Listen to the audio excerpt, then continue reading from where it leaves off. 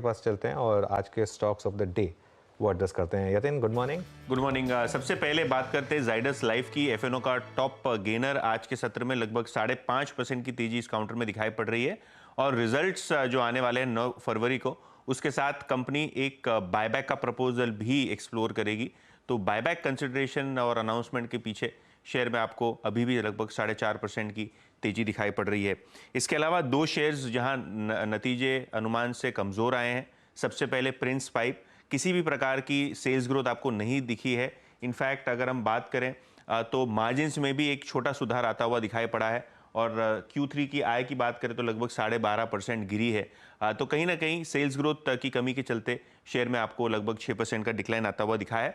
और BSE अगर आप ईयर ऑन ईयर बेसिस पे देखें तो हाँ, नतीजे अच्छे ज़रूर थे लेकिन अनुमान से थोड़े कम थे और थोड़ी बहुत प्रॉफिट टेकिंग भी आपको BSE के शेयर में दिखाई पड़ रही है। अभी लगभग 5% की डाउनटिक के साथ BSE का शेयर ट्रेड कर रहा है। तो बिल्कुल थोड़ी सी डाउनटेक इस समय आपको BSE के स्टॉक में ज़रूर दिखाई देगी। एक बार विप्रो लेकर आइए ज़रा, और ज़रा विप्रो पर मैं एक बार अगर मेरे प्रोड्यूसर साहब बता सकें कि जब हमने स्पॉटलाइट में लिया था, ये आई थिंक दिसंबर में लिया था इसको स्पॉटलाइट में, तब क्या रेट था इसका। लेकिन अब देखिए 496 इस समय विप्रो, और ये देखिए इसका एक महीने का चार्ट है, करीब करीब 10-11% का मूव इस समय विप्रो में और शानदार मोमेंटम। गाबा सर, लग रहा है कि ये और आगे के मोमेंटम में जाएगा स्टॉक? मूव तो अभी शुरू हुआ है विप्रो का। बहुत बढ़िया राउंडिंग बॉटम बना हुआ है, ट्रेड कर रहा है 495 पर, एक बाई सिग्नल जनरेट हुआ है, सब कुछ फेवर में है विप्रो का। स्टॉप होना चाहिए 590 का, सिर्फ 5 रुपए या 6 रुपए का स्टॉप है। टारगेट मेरे ख्याल से थोड़ा वक्त देना चाहिए, 2-3-4 दिन देना चाहिए। 520 के नजर आते हैं विप्रो में, तो मेरे ख्याल से वहां तक जाना चाहिए। और ऑल टाइम हाई नहीं, रिसेंट हाई भी हमने देखा है उसके थोड़ा ऊपर ही है, लेकिन 520 एक रीजनेबल टारगेट है विप्रो के लिए। 436 पे था उस समय प्राइस हमने पिक किया था। अच्छा, आप देखिए मार्केट लेकर आइए, निफ्टी का चार्ट लेकर आइए।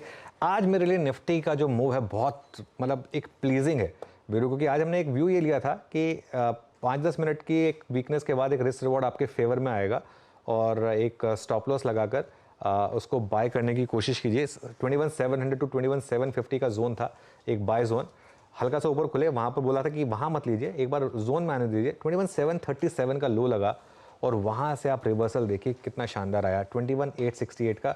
और अब मेरे ख्याल से ये ट्रेड कंफर्टेबली आपकी ग्रिप में होनी चाहिए और अब इस ट्रेड पर आप स्टॉप लॉस ऑब्वियसली ट्रेल करें और इसको प्रॉफिट बुक करने का जो जोन आएगा वो आएगा करीब करीब 21,850 से 21,900। अब ऑब्वियसली हम उस जोन में आ चुके हैं, तो और थोड़ा सा अगर बढ़ने लगे और वहाँ से अगर आपको लगे कि रेजिस्टेंस आ रही है, अब जहाँ पर भी रेजिस्टेंस आए वहाँ पर प्रॉफिट बुक करने की कोशिश करें।